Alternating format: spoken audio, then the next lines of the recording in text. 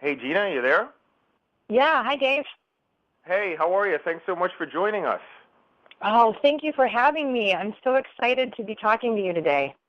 Oh, absolutely. Well, you're doing me and the YogaFit fans a service, so I really appreciate your time.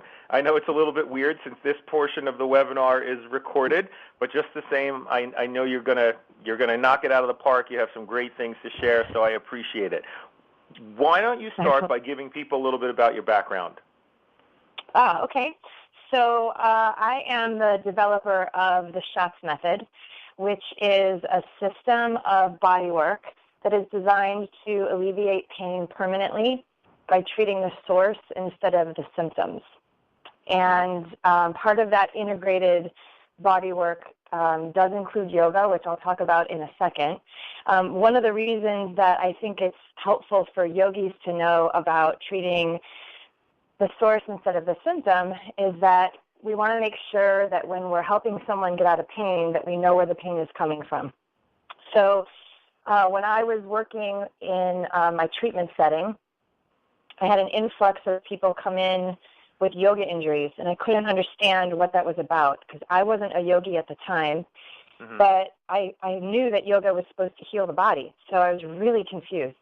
And I was helping them get out of pain, and that was great, but I was definitely curious about the yoga world at that point. So I went into yoga, went into the studio. I remember my first class looking around. I didn't know any of the asanas, but I could tell by the way people were moving that they either had restricted motion going in or they were going to have pain coming out. And I could tell that just from my years of being a body worker and a dancer.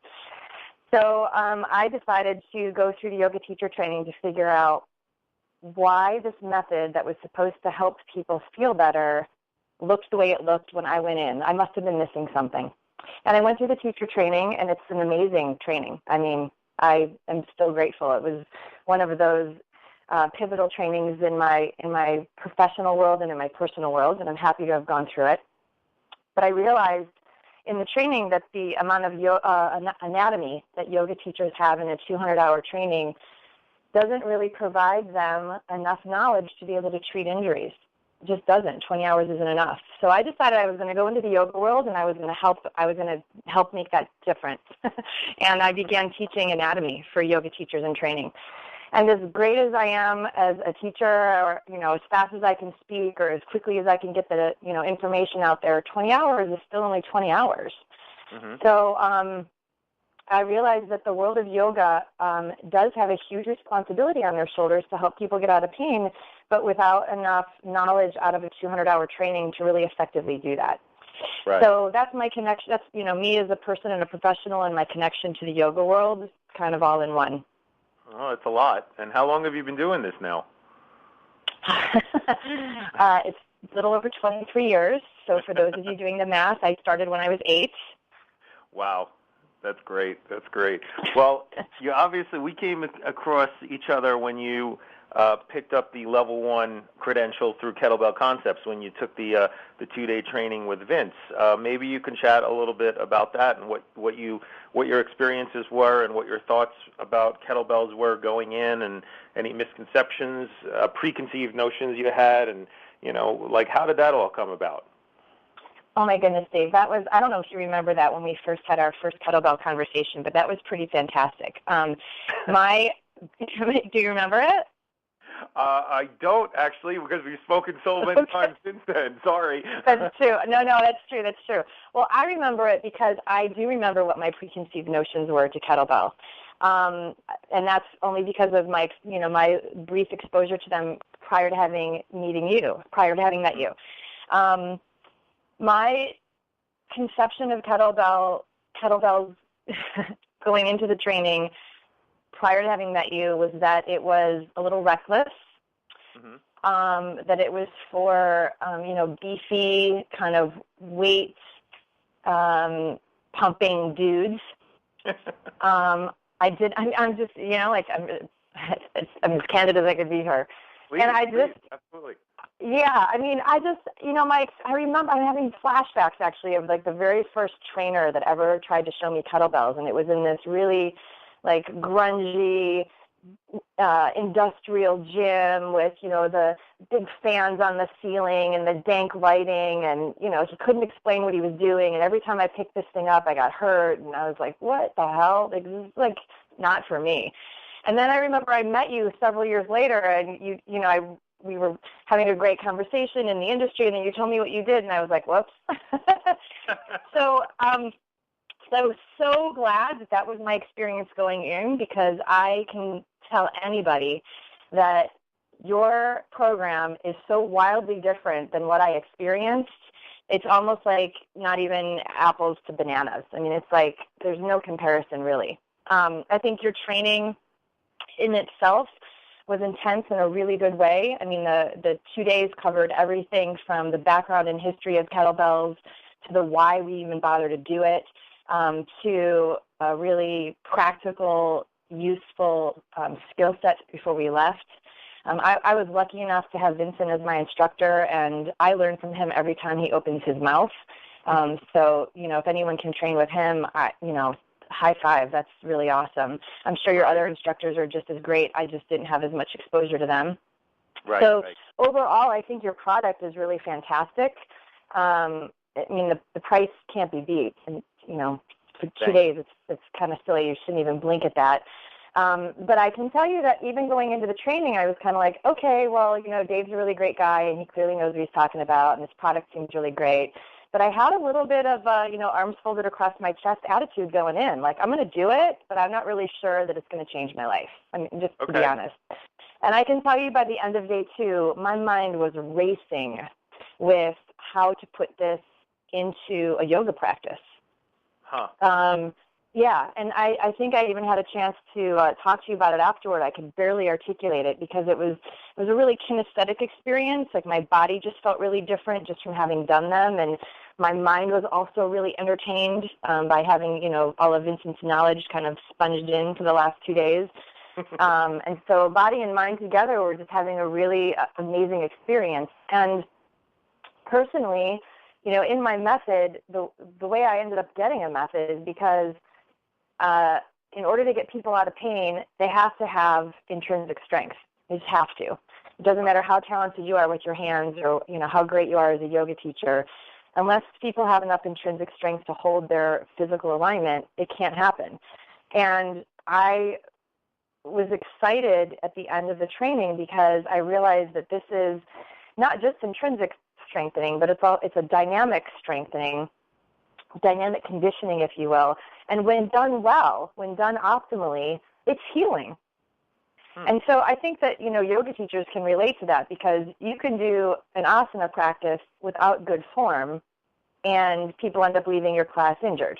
Hopefully not injured, but, at least uncomfortable. Or they've left someone else's class uncomfortable or injured. And that's what happened to me the first time I did kettlebells. I left feeling really not great. Like, it hurt. It wasn't good. And it's because I wasn't taught by somebody who clearly had gone through the type of training that you offer. It was like night and day. Wow. It's like night and day. I could go on and on about that. Well, I appreciate that. It really is interesting because, not coming from the yoga world myself, I know that what you're saying is going to have a lot of weight, and people are going to put a tremendous amount of attention on this. I've spoken to a good number of yoga people over the years, and this isn't just about kettlebells. Some just go completely in the other direction and insist that any kind of resistance training is no. It's verboten, absolutely not. I'm not going to pick up a dumbbell or a kettlebell or a barbell.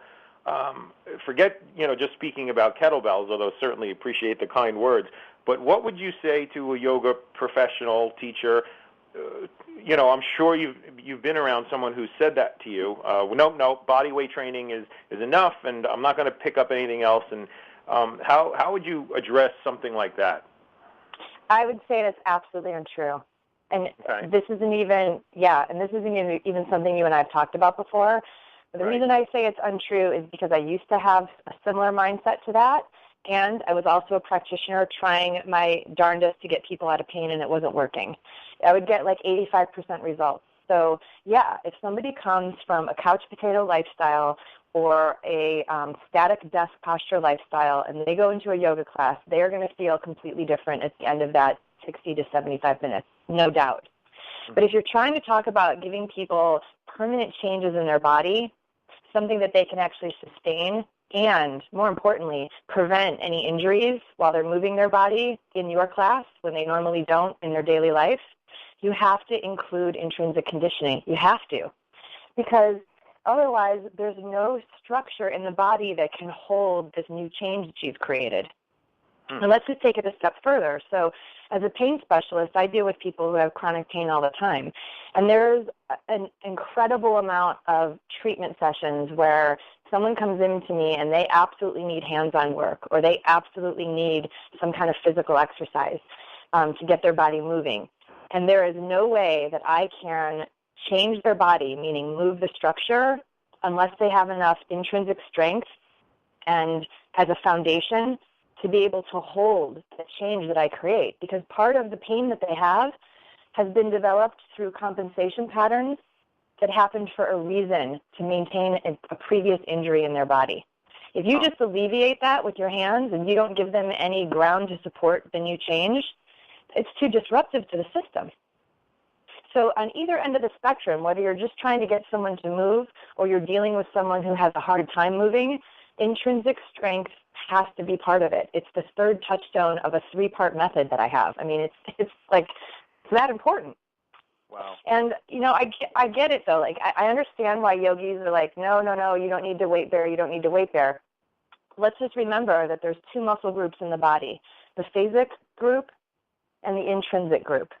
One of them is probably the group that most people who don't want to do weight-bearing exercises are shaking their head at. Those are the muscles that you see in the mirror. Those are the ones that bulk up.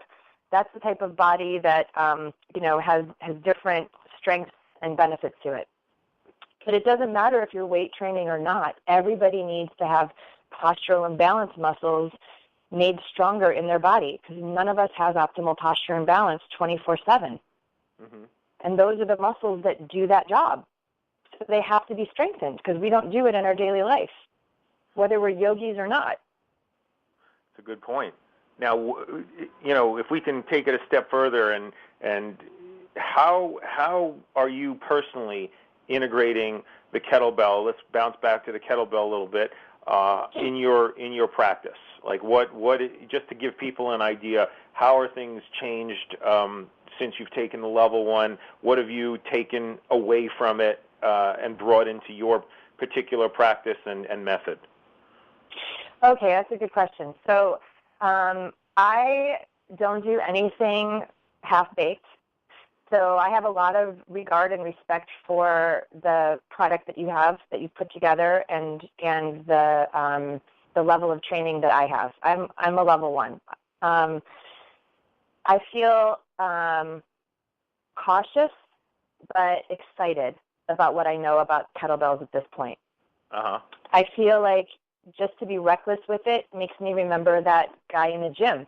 I don't want to be that practitioner. I don't want to just toss a kettlebell in someone's hand and not have really good instruction. But that's true for everything I do, and it should be even for yogis, right? Like, you don't want to just have someone go through a vinyasa practice if you don't really know how to optimize each asana for them, because then they're just bouncing around on their mat. They're not really doing anything that's corrective. So for me, I have a little bit of humility and not cautiousness. That's not it, because I'm not cautious about kettlebells, but I'm aware of my limitations, put it that way. I'm aware that I don't know it all, right? But there's plenty more I need to learn from you. That I'm very clear on. What I have taken away, though, is that when I used to do intrinsic stabilizing in my practice and in my method, and what I have had so far to date taught other practitioners to do when they train with me, is intrinsic strengthening from a tonic place, meaning just in posture, right? Like they're standing, and then we add intrinsic conditioning to that. What KettleBell Concepts opened my eyes to was that we could do intrinsic strengthening from a dynamic place. And that's way more exciting for everybody. It's also a little more precarious, which is why I'm cautious, in my delivery, because I want to make sure that I'm not creating more harm. I feel like Yeah, I mean, I guess what I was saying is, like, go through level 1, absolutely, and learn all that it can do for you, but then don't be reckless with it, Like, be safe, because you are bearing weight. Yeah, and boy, oh boy, it's like you're reading our business plan back 12 years ago already. We started in '02.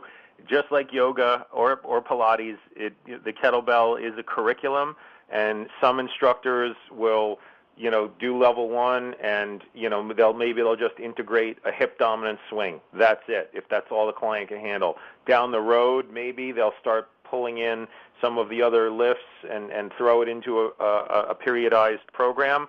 Others will just wait until level 2, and some will go on and do level 3. It is a skill, and it's really cool that you said that and that you see it, right? Because it's the fitness industry. Oh yeah, I watch yoga, so they're on a DVD. So now I'm going to go teach my clients it, right? And you see that with kettlebells too, and that's probably unfortunately what happened with you with this first gentleman. But it's good that we were able to change your mind. So I appreciate that. Yeah, absolutely. I appreciate it too. And I think I think that in all industries, there's probably the mavericks, in the group. My experience of your training is that you probably don't attract them because you just have such a solid concept. You just have such a solid training that I would imagine that people leave with a level of respect for what you're doing. Well, thanks. I would guess. Yeah. Well, hope so. Fingers crossed. That's what we're shooting for. But you answered really all the questions. You really hit on all the touch points. Was there something else that maybe you might want to add, or something that we didn't address in this little talk we're having here? Feel free. I think I might have answered all of it. I guess the only, I come from a pain perspective, right? I mean, that's basically where I am. Even in the yoga world, I still come from a pain perspective. And I guess what I would say is that, and I can say this fairly because as a yogi, right? Most yogis believe that everything needs to be stretched. That if there's a problem in the body or if there's discomfort in the body, something needs to be stretched. And that's just a common misconception. Same thing, Pilates has its own way of thinking as well, right? I mean, they're into dynamic movement, and some of them are with due respect, Pilates people. I have a lot of respect for all of you, but some of them are very committed to the Joseph Pilates curriculum as it was last written. And I have thoughts for both worlds. First is that if yogis believe that everything needs to be stretched, they're missing something, because not everything needs to be stretched. Sometimes a muscle feels tight because it needs to be engaged, because it's under what's called tensile stress. And in order to alleviate the tension in it, it needs to be engaged. Kettlebells is the way to do that, some type of intrinsic conditioning. And for Pilates people, if you're concerned about adding kettlebells into your practice, because of the devotion that you have to the Joseph Pilates method, what I would say to that is Joseph Pilates was very far ahead of his time. And if he were still alive and writing curriculum, he would have evolved, and so would his curriculum have evolved. So I don't think it's a level of disrespect. I think it's actually on par with the way he thought to add something new. And, I have Pilates instructors in my training program, and adding a different viewpoint of intrinsic and dynamic movement can only help what you do, not take away from it. So I guess that's what I wanted to just, if I could be on the call live and offer that, I would love to have done that, but I want to make sure that all industries understand it's okay to integrate. Right, and right. Kettlebells is a really powerful tool to add to what you're doing, especially if you're helping people get out of pain. Oh, that's great to hear. And it's funny, my brother is a occupational therapist, I think at Columbia Presbyterian, and he was telling me a lot of the physical therapists and occupational therapists, slowly but surely, that community is, coming to, they're coming to come around to the kettlebell.